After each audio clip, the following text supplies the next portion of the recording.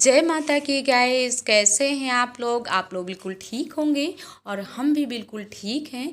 और ये सुबह के 6:30 बज रहे हैं और हम लगे हुए हैं पूजा पाठ में। और आज कुछ विशेष बातें आप लोगों से बताना चाहते हैं। अगर आप लोग भी 9 दिन का उपवास हैं और कलश स्थापना किए हैं तो कलश स्थापना करना तो आसान है, लेकिन कुछ इसके नेम ऐसे हैं कि हमको किस टाइम पूजा करना चाहिए और किस टाइम आरती करना चाहिए, तो आज आप लोगों से बता रहे हैं। वैसे तो सुबह ही सूरज भगवान न दिखें और आप लोग कलश की पूजा और गौरी माता की पूजा और जो भी माता की प्रतिमा सजाए हैं वहाँ की पूजा पाठ और सूरज भगवान दिखने से पहले ही आप लोगों को हवन भी कर देना चाहिए। माता रानी की आरती पूजा सब हो जाना चाहिए। पूर्ण नेम यही है और विधि विधान यही है। वैसे तो काफ़ी लोग कलश रख लेते हैं लेकिन टाइम नहीं दे पाते हैं भगवान जी को, कभी 9:30 बजे पूजा, कभी 7:30 बजे पूजा। तो ऐसा नहीं करना चाहिए। हमेशा की पूजा आप ऐसे करिए, लेकिन जब 9 दिन का उपवास करिए और कलश स्थापना करिए तो इसमें कुछ बहुत ही विशेष ऐसे ही हैं, ऐसे महत्वपूर्ण बातें हैं जो हम आपसे बता रहे हैं। तो यहाँ पर देखिए हमने पूजा कर लिया और डेली हमारे यहाँ मालिन ही ले आती है माता जी का गजरा और कलश में चढ़ाने के लिए गजरा। तो ये देखिए हमने पूजा कर लिया और टाइम तो हमने आपसे बता ही दिया। और इसके बाद जो भी अपने घर के काम है वो बाद में आप कर सकते हैं। पहले आप सुबह तो वैसे 4:30 बजे से उठ के जल्दी जल्दी आप झाड़ू पोंछा सही से ना करिए, लेकिन झाड़ू पोंछा भी करना बहुत ही ज़रूरी है। घर की पहले साफ़ सफाई करके तभी पूजा करना चाहिए। अगर आप घर की सफाई नहीं करेंगे और पूजा ही करने लगेंगे तब भी गलत है। सफाई करने के बाद ही पूजा में लगना चाहिए। तो हमारे तो हमेशा की यही टाइम है, लेकिन हम आप लोगों से बताना चाहते हैं कि अगर आप लोग कलश स्थापना किए हैं, 9 दिन का उपवास हैं, तो आप लोग भी सुबह जल्दी ही उठिए और पूजा पाठ में सुबह जल्दी लग जाइए। इसके बाद पूरे अपने जितने भी घर के काम हैं सब बाद में करिए। तो यहाँ देखिए हमने पूजा कर लिया और करने के बाद अभी हमारे किचन के भी कोई काम नहीं हुए हैं। और यहाँ के पहले माता रानी की पूरी पूजा करने के बाद पूरा माता रानी का श्रृंगार हमने कर दिया और करने के बाद अब हम यहाँ पर जला रहे हैं देखिए आग। और आग जलाने के बाद तुरंत यहाँ पे करेंगे हवन और इसके बाद हवन करने के बाद आरती। और आरती में सभी लोग आ भी जाएंगे और सभी की गाड़ी थोड़ा लेट है। सासू माँ भी बाहर पूजा कर रही हैं, सूरज भगवान को जल दे रही हैं और अभी मीना भी नहीं यहाँ पे आई और नंदरानी भी नहा रही हैं। तो चलिए सबके साथ में आरती पूजा के साथ में आप लोगों से मिलते हैं। फूलों की वर्षा मैया के भवन में अमृत की वर्षा हो रही, वर्षा हो रही। मैया के भवन में फूलों की वर्षा, मैया के भवन में अमृत की वर्षा। जयकारा शेरा वाली का हो, साचे दरबार की जय। जो तुम आप कर रो तुम बिन कौन हरे दुख मेरो, साधन पुरानी पट। और यहाँ पे आप लोगों को दिखा रहे हैं कि सासू माँ भी बाल गोपाल जी को सजा दी हैं और कितने सुंदर से चूड़ा और पैर में पायल पहने हुए हैं। तो यहाँ पे सजाने के बाद तुलसी माता वैसे बहुत ही ज़रूरी। आप गोपाल जी की पूजा अगर कर रहे हैं तो तुलसी माता ज़रूर डेली चढ़ाना चाहिए। तो चलिए आगे आप लोगों को दिखा रहे हैं कि हमारे भगवान जी का किचन कहाँ है। तो ये देखिए ऊपर के हॉल में ही यहाँ पे भगवान जी का किचन है, जहाँ फलाहारी सुबह से चाय भी बनती है और भगवान जी को भोग जो भी लगता है तो यहीं किचन में सब बनता है। वैसे यहाँ खाना वगैरह ऊपर नहीं बनता, सिर्फ नाश्ता पानी बनता। अब हम आ गए हैं नीचे तो इनको जल्दी बना देते हैं खाना। तो इनकी दलिया पक गई और सब्जी भी हमने कट करके रख लिया। अब फटाफट इनके लिए हम सब्जी रोटी तैयार कर देते हैं, क्योंकि टाइम काफ़ी हो रहा। जब पूजा पाठ में लग जाओ तो टाइम का बिल्कुल पता नहीं चलता। और इसके बाद अब हम लग गए हैं मनु महाराज में। तो आप देख सकते हैं मनु भी नहा करके आ गए। तो जब तक इनके साथ हम नहीं लगते हैं तब तक ये कुछ भी नहीं करते हैं, ना सही से अपने शरीर में तेल लगाते हैं। और तेल से तो बच्चे अक्सर बहुत ही डरते हैं। आप लोगों के साथ भी ऐसे ही होता होगा। और आज इनके कान में इतनी खुजली हो रही थी तो हमने गरमा करके कड़वा तेल भी डाल दिए हैं और कान की सफाई भी कर देते हैं।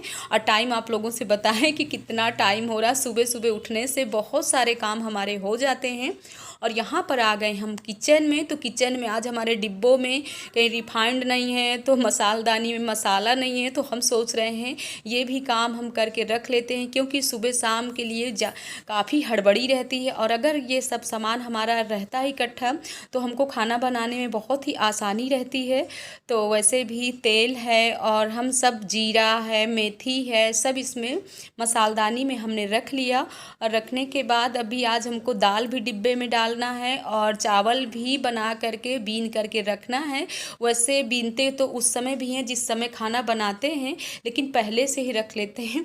और यहाँ पर अब हमारे दोपहर के काम है शुरू हैं। तो आप देख सकते हैं जो काम सुबह के हैं तो सुबह तो इस समय नहीं हो पाता, क्योंकि सुबह से पूजा पाठ में लग जाओ तो हम दोपहर में ही करते हैं। जितने कपड़े हमारे सूख गए थे तो सोफ़े के कवर वगैरह हम सब डाल देते हैं और अंदर चल रहे हैं बेड में चादर भी डाल देते हैं।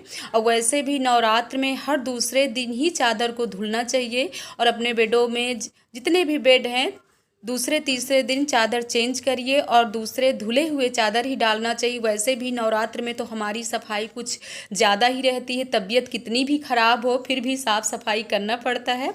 अब हम आ गए हैं नीचे और टाइम तो 11:30 बज रहे हैं। और यहाँ पे आपको दिखाएं कि मीना ने बनाया आलू की टिक्की और तली है चिप्स। और रश्मि बैठ करके कैसे मुस्कुरा रही हैं। और इनका भी एक ही दिन का व्रत था और आज इनको खाना खाना है, तो हमको कह रही हैं कि अच्छा अच्छा खाना बना करके खाएंगे और आप लोगों को ऐसे ही लालच देंगे।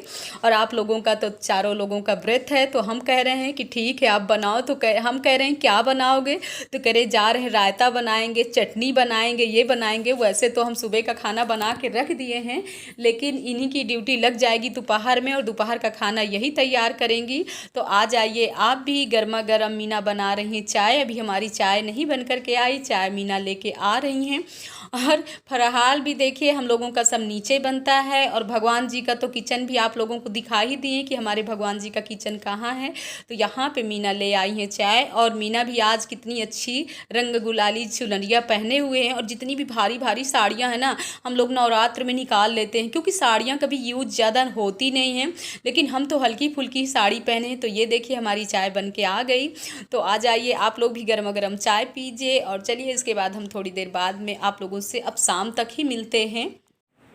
3:30 बज रहे हैं और ये घड़ी इतनी अच्छी है कि टाइम दिखाने में बहुत आसानी है। नहीं तो दीवार वाली घड़ी में ना ऐसे फ़ोन करो तब आप लोगों को टाइम दिखा पाते थे।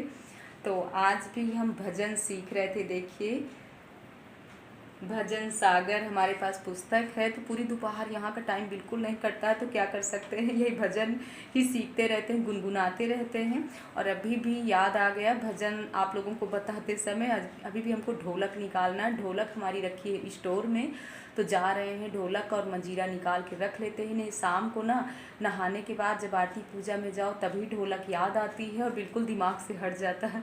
तो देखिए भजन बताते बताते हमको ढोलक भी याद आ गई।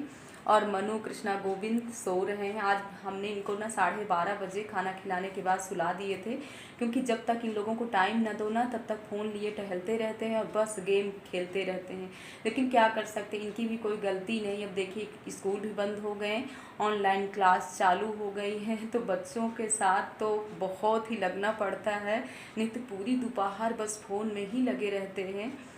और अब बात करते करते तो 3:30 तो बजने ही बजने वाले हैं।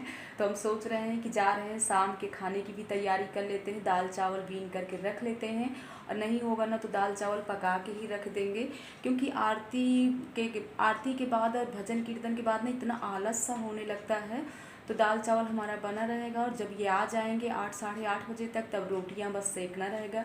तो गर्मा गर्म रोटी सबके लिए सेक देंगे, बच्चों को खिला देंगे।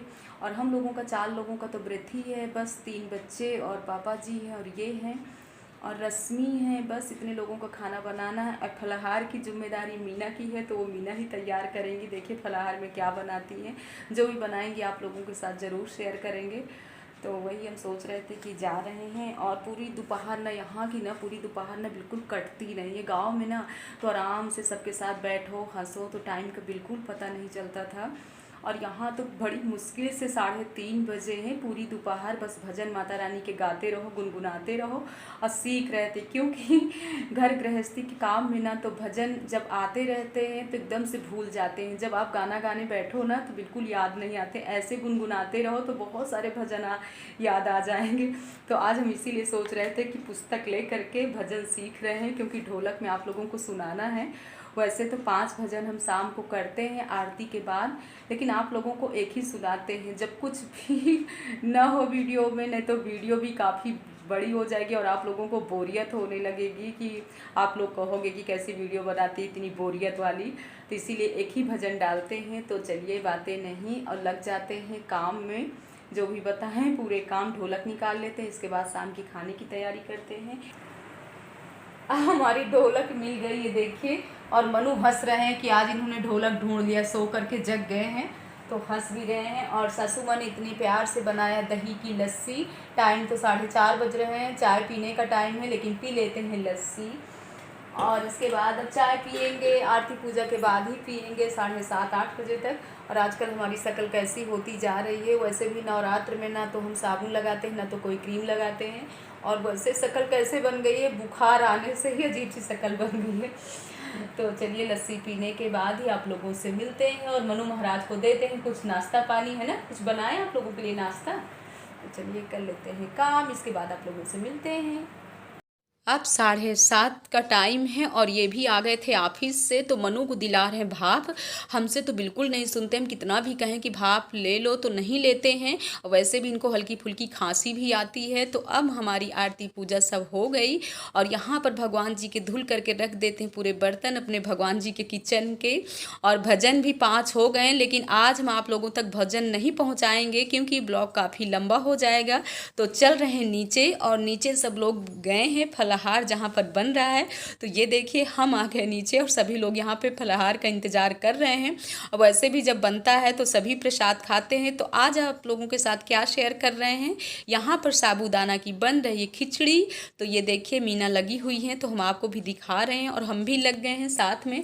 तो यहाँ पर आलू भी तल करके रख लिए हैं, और आलू बच्चों को बहुत ही पसंद है। अजवाइन डाल करके आलू तर के दो तो वाकई फ़ायदेमंद भी है। और यहाँ पे देखिए साबूदाना धुल करके भिगो दिए थे, भिगोने के बाद इसको हमने थाली में डाल करके रख दिया और पानी पूरा निकल गया साबूदाना का। और यहाँ पर सबके लिए दे दिए हैं चाय। तो सभी लोग, सासू माँ भी नीचे आ गई थी और पापा जी सभी लोग बैठे हुए हैं और चाय भी पी रहे हैं। तो हम भी अब शाम की 7:30 या 8 बज रहे होंगे, तो हम भी पी रहे हैं चाय। और आप लोगों को दिखाएं कि आलू टमाटर अब पक गए, और यहाँ पर मूंगफली भी मिक्सर में डाल करके पीस लिए हैं। वैसे भी पीस करके डालो तो ज़्यादा ही अच्छी खिचड़ी बनती है साबूदाना की। तो यहाँ पे जो धुल करके साबूदाना भिगोया रखा था, अब साबूदाना भी इसमें डाल दिए और आलू टमाटर हमारा अच्छे से पक गया है। तो अब आप लोगों को दिखा रहे हैं कि इसके बाद 5 मिनट ढकने के बाद अब जो मूंगफली हमने पीस करके रखा था उसको भी इसमें डाल दिए, और डालने के बाद अच्छे से मिक्स कर देंगे। मिक्स करने के बाद वाकई बहुत ही टेस्टी साबूदाना की खिचड़ी बनती है। तो व्रत में हमको सब इसी तरह की चीज़ें अच्छी लगती हैं। वैसे तो पूड़ी बनाती ही मीना, लेकिन पूड़ी हमको बिल्कुल पसंद नहीं आती। तो यहाँ पर देखिए अब हमारी खिचड़ी पूरी तैयार हो गई और सब लोग कर रहे हैं फलाहार। और आज आप लोगों तक भजन हम नहीं पहुँचा पाए हैं, अब कल ही भजन आप लोगों तक पहुँचाएँगे। अब यहाँ पर हम वीडियो का एंड भी करना चाहते हैं और सभी लोग बैठ गए हैं फलाहार करने के लिए, और टाइम वही 10:30 बज रहे हैं। तो वीडियो पसंद आए तो लाइक भी करिएगा, सब्सक्राइब भी करिएगा, शेयर भी करिएगा। मिलते हैं नेक्स्ट वीडियो में, तब तक के लिए जय माता दी।